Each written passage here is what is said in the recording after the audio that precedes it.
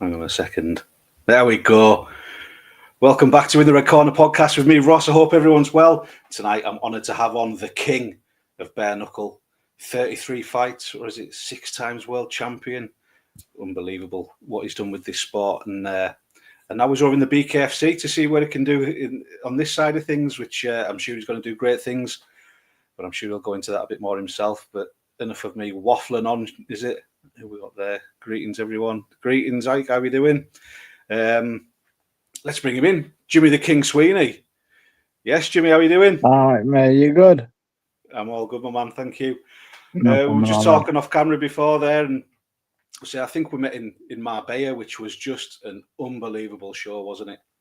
Yeah, it was. To be fair, without doubt the best bare knuckle show I've been to. And I think that was the show that's made me realise that the decision I've made to go to BKFC was definitely the right decision. Is great fights, great setup, great place. Everything was like run professionally. It was a great show. Yeah, it was unreal. Was it? Although you're in the other promotion, we always keeping an eye on the BKFC to see, its rise. Yeah, but to say anything other than that would be stupid, because even when I was fighting other promotions, you could see BKFC and the rise of it. So obviously you're going to notice it. Like, it was all over the place. You know what I mean? And then with Conor McGregor coming in, it just skyrocketed. So obviously I've been in bare knuckle since the start. So obviously I'm all about the sport, and if a promotion is doing well, like, fair play to them. It only brings a lot more eyes to the sport. So obviously I'm looking at what they're doing and thinking, this is absolutely massive for bare knuckle, for the fans, for the fighters. So obviously I've took notice of it. Yeah, its trajectory is just going up and up and up, and like you say, with McGregor getting involved in the whole circus that he brings with him as well. God knows where it's going to go. You know what I mean? It's like it's still pretty pretty much in the infancy, to be fair. Like, it's only bare knuckle. I've been doing it for about 10 years. I think BKFC is around for about 6 years. So you can imagine, like, in another 10 years, where's it going to be? I know it's going to be massive. It's going to be massive, and going into different countries, different territories, and different states getting opened up. Eventually, it'll go through all the states. But you're going to be headlining the first Italy card, which is going to be an honour. Co-main event on that. Co-main event. It's the world title fight. Obviously, Lorenzo Hunt and Camosi's fighting rematch. That's right. Yeah. Yeah. It just shows like the levels of where I'm at in bare knuckle, where I just come into a new organisation, and European title shot, first fight, co-main event, where you have other fighters that's had to work their way up, and, you know what I mean, try to make a name for themselves. And it just shows the level that I'm at, and the level that BKFC think I'm at, to give me the opportunity to fight for the European title on my first fight. Absolutely. I mean, it's just deserved. It's hopefully you won't be too far away from a world title. I know they said to be fair, I could have pushed for the world title on my first fight, but there's a lot of fighters, and I'm not going to be disrespecting them and all that, pushing for a world title. So I'm doing it this way, and I've wanted to do it this way, like European, go for the number 1 or 2 spots in the world title fight.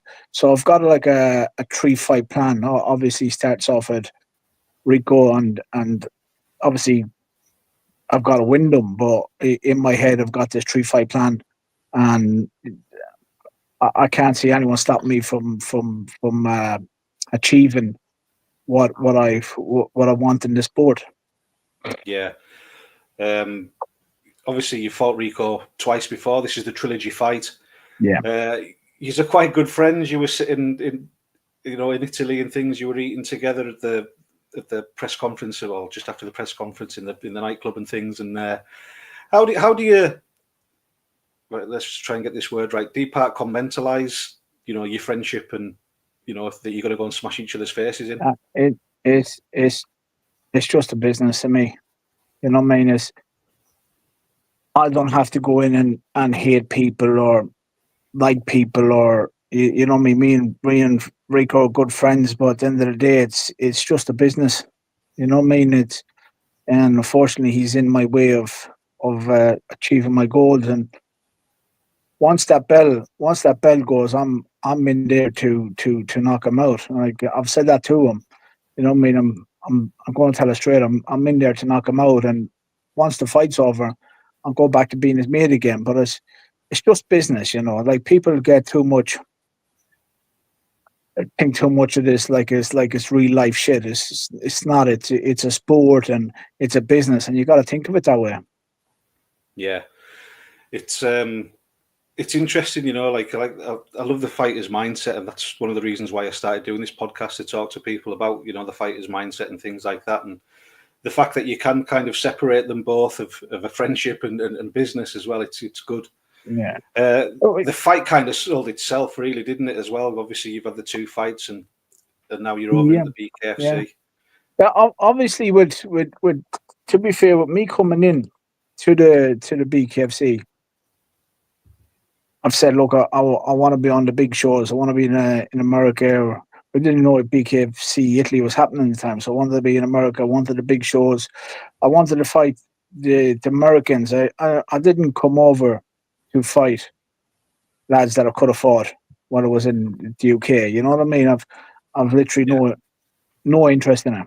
No interest coming to a new organisation just to fight people that I could have fought before or I have fought before. And that I've made that pretty known from the start. But this fight happened because I was supposed to fight a guy called Gogo Slovecki or something like that, 6-0 ex-world champion. But for whatever reason on his part, the fight didn't materialize. And Rico's opponent, an Italian pro lad, he would have loosened his license if he had to participate in bare knuckle. So the fights just kind of really just fell into our laps. But me and Rico spoke about the potential of me and him fighting, and there would have to be either a world title or some kind of title on the line for that to make sense, because I fought him twice, 2 world title fights. I'm not going to fight him for nothing on the line. It doesn't make sense for me. Yeah. So when I was approached to confirm that Slovecki wasn't fighting, and Rico's name got brought up to me, and I said, look, I've no interest in it. I just said, look, I've no interest in it. He goes, let's make it a European title fight. I said, there's history of it. The fight basically sells itself, and myself and Rico spoke, and we said, look, it makes sense for this, because touch on the magnitude of this fight. So Rico's come off a title loss to the champ Austin Trout. So obviously, if he beats me, that puts him back in contention for another title shot, maybe after another fight. But without that European title, how long would have been for him to get another title shot? If he did get the title shot, you know what I mean? So, and with me winning that European title, I can push for the number 1 or number 2 seed, because I'm a champion in Europe. So it makes sense. And with it being Rico with the history 1-1, it just sells itself. When it got confirmed, the internet just went mad over it. It did. Obviously, you were there, like I say, at Marbella. You got to see Rico versus no doubt Trout. What did you make of that fight? How did you see Rico's performance? Yeah, Rico's forward. I think he could have pushed him a bit earlier. I thought he stood off him too much in the earlier rounds and let Trout box him. But when he's put it on him in the last round or two, you could see Trout's fitness going, and Rico really give him a good fight in the last couple of rounds. I just feel like he could have put him under pressure a little bit sooner, because obviously Trout's a world class fighter, he's WBC world champion, but he's not he's not used to the bare knuckle or the pressure of fighting someone like Rico. So I felt like he could have put him under a lot more pressure earlier on in the fight. But again, with Trout, he's a slick counter puncher. So Rico's probably afraid of getting countered. Yeah, definitely. He certainly is his movement and things. But Rico walking towards him in the last round with his hands down and stuff, it just shows what Rico's made of, doesn't it? Yeah, not too much sense, that guy. You know what I mean? Obviously, it's been a while since you fought, but I'm sure you'll have improved and Rico's improved. What do you see your keys to victory over Rico now? Just me, lad. I just obviously I'm not gonna fucking. I'm just telling it straight. I just feel my boxing skill, my power is just so much more than Rico's. He's a great lad, great fighter, but I just feel I beat him in every department. And that's not me being fucking big headed or anything like that. I'm a confident fighter. I know how good I am. I've proved how good I am, and I just feel I feel like the only real chance he has of beating me is cutting me. You know me. Obviously, you got to watch out for that. But I just feel like this is a fight for me to lose. You know what I mean? Yeah. Like I'm just better in every department. And that's obviously no disrespect to Rico. He's a great fighter, but obviously I'm a confident fighter, and I believe I'm just a step higher. And I've just got my movement, my skill, my speed, my power, just a lot more. But hopefully, who knows? He might come in and just catch me a big shot and just knock me out. But I'm not going to come in and say this and that. I'm just going to tell it how it is. I feel like I'm just a better fighter. Yeah, that's bare knuckle, isn't it? And that's obviously no disrespect to Rico. He's a great lad, great fighter. He's done a lot in the sport. But obviously, when you go in there, if you're not confident in yourself, there's no point. Yeah, you've got to back yourself, haven't you? 100%. The clinch side of the game, that'll be a little bit new, I suppose. I fight out of Golden Team Leeds. My coach is a professional boxing coach, but he's also a Muay Thai British champion. So he has Thai boxers there as well. So working on a little bit of clinch work with them. And to be honest, I don't like it. It's a strange, like, I'm just predominantly boxing. But I just feel if you're close enough to clinch me, you're close enough for me to knock you out. Yeah. You know what I mean? So, but obviously I'm going to work on it because whether it's Rico or someone else, they will catch me in the clinch sooner or later. You know what I mean? So I just want to be. I'm not going to learn that in the next 5 weeks. I'll just learn basics of it. So it's going to be just my boxing. It's going to come down to my boxing on this one. Yeah, as long as you can learn to get out of it, that's all you need, really. I'll probably headbutt the cunt if he grabs me by the neck. To be fair, I think it's a street fight. Oh shit! Take the 1 point on that one, eh? So disqualified first fight.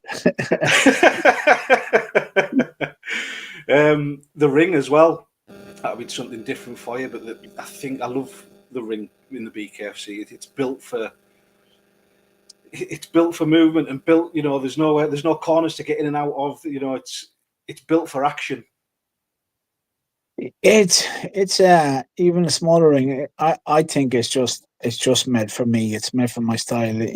Obviously, but the ring that I've fought before, the tiny ring, and you're back in the corners, and you're just nearly on the ropes the whole time. You know what I mean? And I could still find space to move in that. So put me in the big ring. You're not catching me. You know what I mean? That's not me going to be running. No, I'm going to counter punch you all day long. I mean, if you're fighting someone that's probably the best counter puncher in the game, and he can hit hard. So yeah, it's going to be very dangerous for fighters to catch me in that ring. I can't wait. It's going to be an absolute war, isn't it? It is going to be. I hope not. To be fair, I hope it's over fucking fast. When it goes like that, people go, "Oh, it's going to be a war." I'm thinking, I fucking hope not. I hate getting punched. So you're about 40 years old now, is it? Yeah. Do you feel like you're coming into your prime? Because when you look at some of the fight, the likes of Mick Tyrrell, he was world champion at 40 and things. And do you feel like you're coming into your prime? And do you feel like coming over to the BKFC, you've got a new fire lit in your belly? Yeah, 100%, 100%. When I was fighting my previous organization, I've been there that long and done so much. It's just fire goes, you're there, you're turning up the fight, you're getting it done, and the love for is always there, but it was just there's no excitement in it anymore. You know what I mean? You was just come down to London, getting it done. There was no like when I've come over to the BKFC and it's like a new challenge for me. You know what I mean? I've got to prove myself over here. So the fire is definitely lit, and I can't wait for it. And touching on my age, if I was a pro boxer, I'd be fucked. You know what I mean? 40 years of age. But with bare knuckle, at, at 40, it's like you're my I'm thinking more, like I'm using my experience more. You know what I mean? So obviously with this is like one or two shots and they're gone. So the experience I've gained over the last 10 years in it is like you can't buy that experience. You know what I mean? And 100%, I'm using it in every fight. Like fights where it looked like even my last fight where I was cut bad, I've used my experience to win me the fight.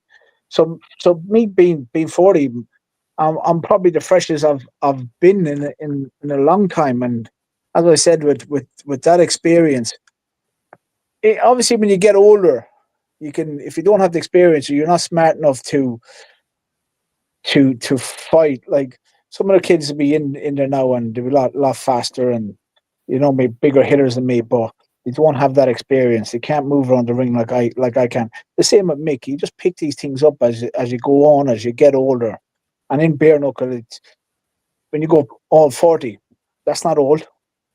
No, definitely not. Not in this game. Like I say, I think a lot of fighters coming to the prime round about this time of life for yourself. Yeah, 100%. And again, it's how you live your life as well. You know what I mean? It's how you live your life as well outside the ring. And if you're a clean eating, healthy person, it's going to show. Like me, I don't drink or do anything like that, or you know what I mean. So it's helping me prolong my career. You know what I mean. So I remember years ago, I've always said I'm gonna stop fighting when I'm 40 because to be fair, I felt like shit most of the time because I drank so much and did whatever. But now I feel so fresh, like I'm looking at fighting until I'm about 45. And with the ways I live my life, I think that's not going to be a problem. That's great to hear. That's exciting to hear. Another 5 years in the game, and like you say, you've got your 3-fight plan. Can you share with us the 3-fight plan? Is Gogo still part of that, or is he's look, my 3-fight plan is Rico out of the way, whoever's number 1 or number 2 in the division and in a world title shot. That's what I want. Like I don't need anyone. I don't need anyone else. I don't need Gogo or anybody. If you're not in the top 2 after this fight with Rico, I'm not pushed about you. You know what I mean?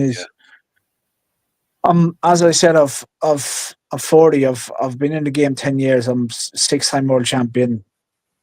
I don't need to build my name off anyone. You know what I mean? And the fights that excite me are after this, the number 1, number 2, and then the world title shot. No one else.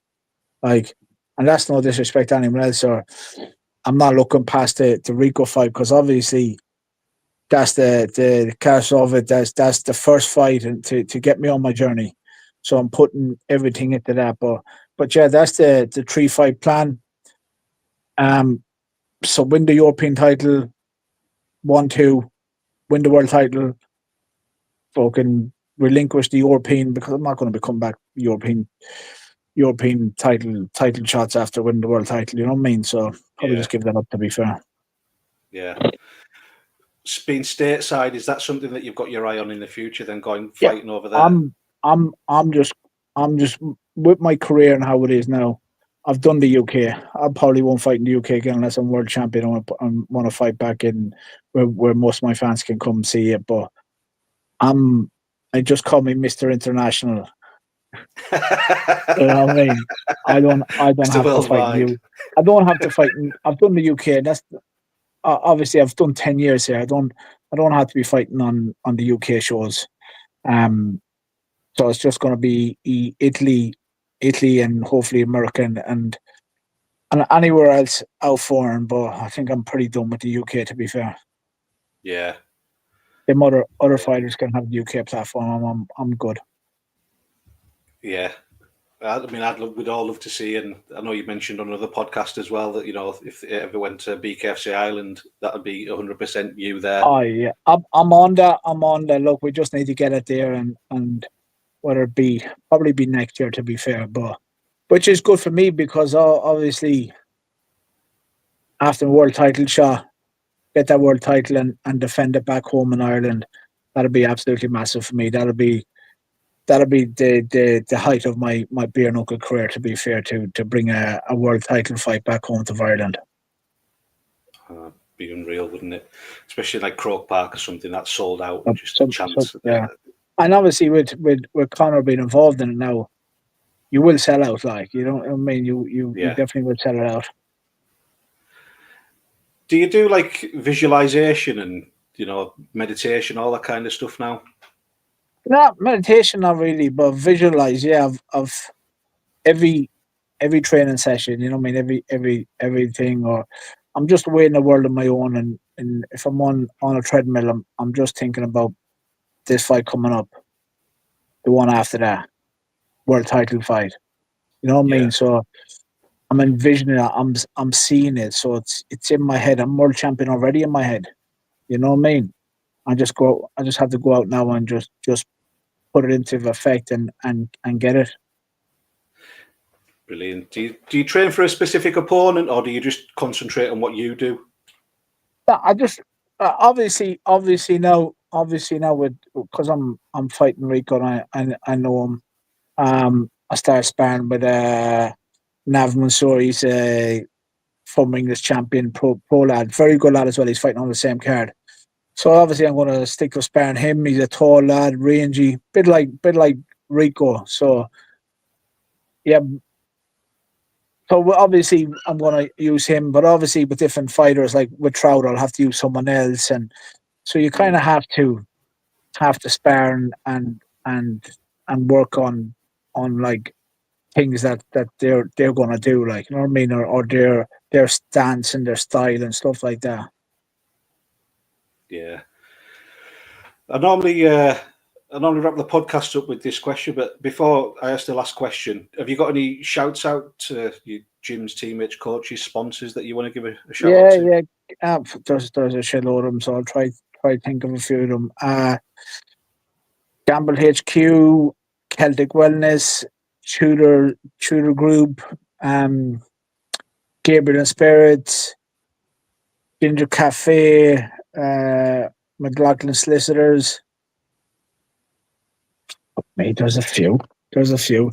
Elevate, obviously Golden Team, a coach, and every other sponsor on it that I've missed. I'm sure you'll thank them on your own platforms and whatever, won't you? So, Gabriel's a fucking good man, isn't he? I like Gabriel a lot. Yeah, he's doing what he's. I've been with him now. Think of about last summer we spoke and we signed with him, and it's obviously of a contract stuff and of shit that's happened with things, but we stood together and we're seeing the finish line now. You know me and Gabriel, but we're in it nearly a year together without a fight, but we're getting there. We see the finish line ahead. And so it'd be good. It'd be great to get to win this world title. The first Italy show, he's over BKFC Italy, so yeah, it'll be special, you know what I mean, and hopefully then we can bring the world title fight against Trout back to Verona, Italy. Yeah, that'd be great. Yeah, unbelievable. I'll come to my final question now, and what does fighting mean to you, and why do you fight? Fighting. The reason I fight, the reason I'm still fighting is my dad. To be fair, my dad committed suicide when I was 19, so it's like two things. I was at a point one time where I could either go and be with him or do something to make him proud. So I've decided I'll see you some other time, Dad. I'm going to do something. So I just fight. Yeah, I fight for him, for his name, just so he's never forgotten. His name is never forgotten. And like when you're fighting since you're 7 years of age, you know what I mean? It just, I wouldn't be the same person without fighting. You know, like be a big part of me gone. I couldn't. Like I'm 40 and I'm still going. People say to me, "Aren't you too old for it?" I can't imagine my life without fighting. I've done it for so long, you know. It's just part of me. Yeah, losing your dad at any age is hard. I've been through that as well. It's horrible, but I'm doing something. I'm doing something that's obviously making him proud, and you know, I mean, when everything's over and done, when I'm too old to fight, at least I can be happy that I've done it in his name. So. Absolutely. I'm sure he'd be proud of you, 100%, no doubt. Excellent, my man. I really appreciate you coming on, and I wish you the very best of luck at BKFC Italy. 26th of April, Florence, Italy. It's going to be unbelievable. Live on the Zone. Live on the Zone as well. If you can't make it to the show, are you selling tickets for the fight, or you? Obviously, we just go on the link on and just put in Sweeney capital letters, and it'll just come on mine. Perfect. There we go. Help the man make a payday, because the money's a little bit better over here as well, isn't it? You must be pleased with that. Of course. obviously, just get this fight, get this win. And then we go into contract situations, and obviously, that's what it's all about, my man. Brilliant, Jimmy. Appreciate you. Thank you very much, and I'll speak to you very soon. Speak to you soon, my friend. Thank you for having me. No worries at all, my man. Jimmy the King Sweeney, ladies and gentlemen. What a fucking nice fella he is, and I can't wait to see him and Rico go at it. You know, I know he's hoping it's going to be over quick. I'm hoping for a war, but I'm sure the men will come in the best position, in the best condition that they've been in. But thank you very much to all the new and old subscribers. Jab the like button, jab the subscribe button. Go over to Instagram, follow us on there. You'll find out what my next guest's going to be. Got a great guest coming up next week. You can find out who that's going to be over on Instagram.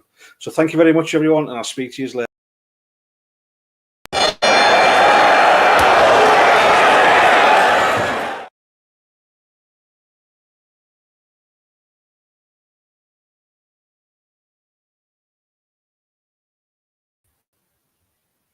And a big shout out to RSD Transportation as well for sponsoring the podcast. Couldn't do it without him. Thank you, my man.